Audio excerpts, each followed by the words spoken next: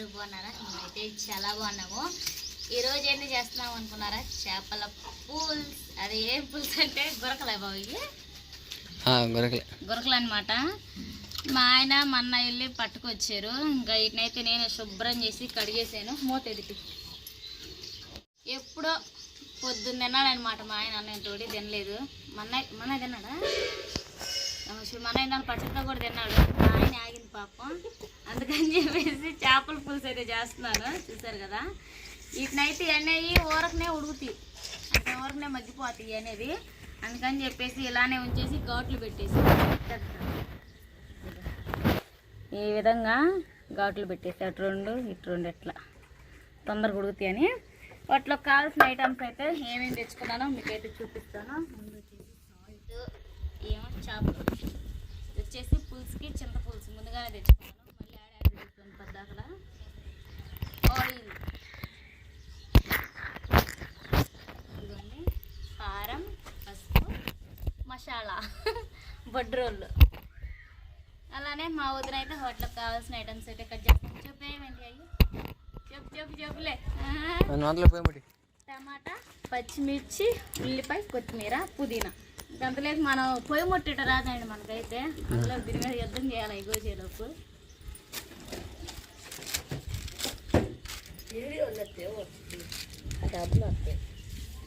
ఆ తగ్గు పొలకే ముట్టుకోము ఈరోజు పొయ్యి నాకైతే. పర్లేదే. సరేనండి, ఇప్పుడైతే పులుసు అయితే ముందు చేపలు పెట్టేసుకున్నాం. అబ్బాయి లోన చేపలు పట్టుకునేది ఉంటే అప్పుడు మై కదా పెట్టుకున్నాం. ఇప్పుడైతే ఆయిల్ పోసేద్దాం.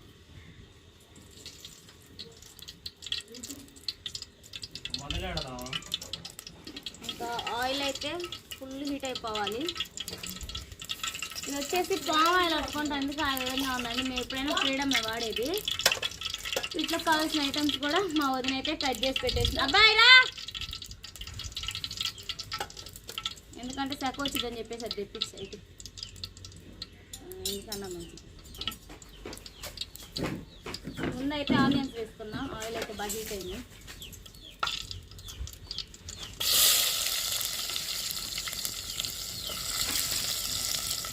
ఆనియన్స్ వేసుకొని ఫ్రై చేసేసుకోవాలి. వస్తుంది మంట.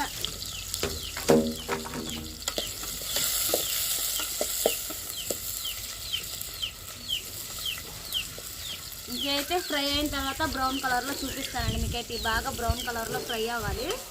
పొయ్యి మీద చేస్తే మంచి ఫ్లేవర్ వచ్చింది అనమాట. స్మోక్ కానీ మంట పొగ ఇవన్నీ కలవటం వల్ల మంచి ఫ్లేవర్ వచ్చింది పొయ్యి మీద చేస్తే. అందరూ అందుకే పొయ్యి మీద చేస్తూ ఉంటారు. కొన్ని అయితే ట్రై చేస్తున్నాం పొయ్యి మీద చేపల పులుసు ఏ విధంగా ఉండిద్దో లాస్ట్ వరకు అయితే చూడండి, ఇంట్రెస్ట్గా ఉంటుంది.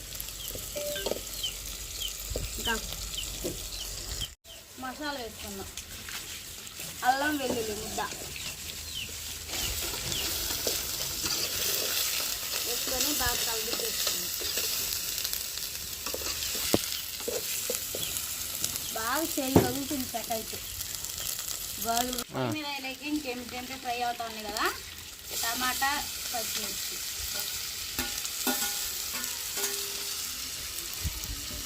మొత్తం తీసుకొని కలిపేసి మూత పెట్టేద్దాం. అడుగంతా ఉంది లైట్గా.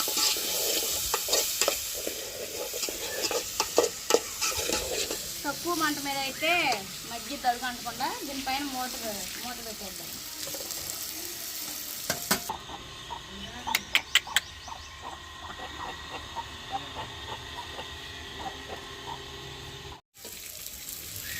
మామూలు కాలం వేసి మక్కాలి కదా, కొన్ని వాటర్ ఇవ్వమంటావా?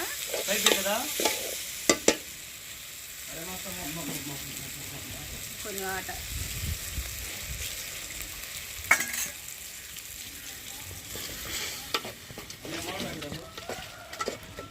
ఒకసారి కారం వేసుకున్నామండి. ఇప్పుడే పచ్చివాసన పోయింది.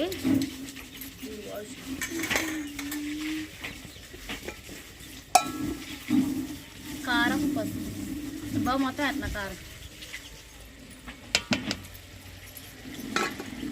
అలానే సాల్ట్.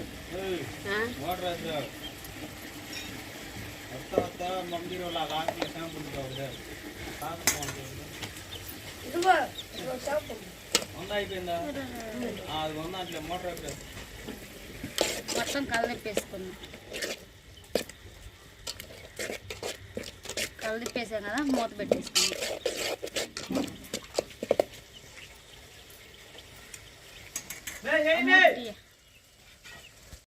గ్రేవీ అయితే చూసారు కదా, బాగా ప్రిపేర్ అయిపోయింది.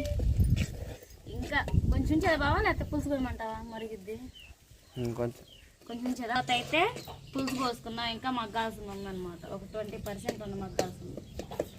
పైన మూత పెట్టేసుకున్నాం.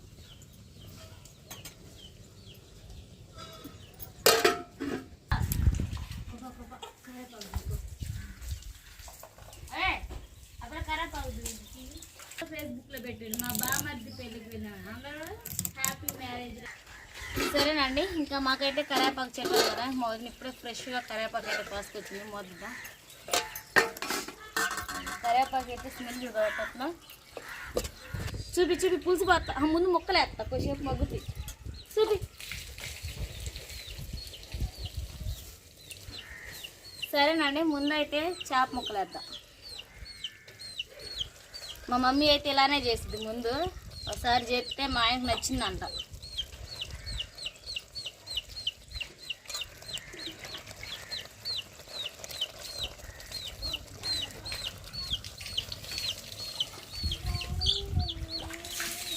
చిన్నగా గంట పెట్టి కలిపేద్దాం ఇప్పుడే, తర్వాత ముక్కు ఉడికినాక అవసరం ఉంటుంది కదా.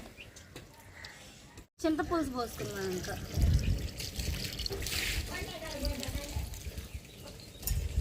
అలానే వాటర్, పుదీనా కొత్తిమీర వేసేసుకొని మూత పెట్టేసుకున్నాం. ఇంకా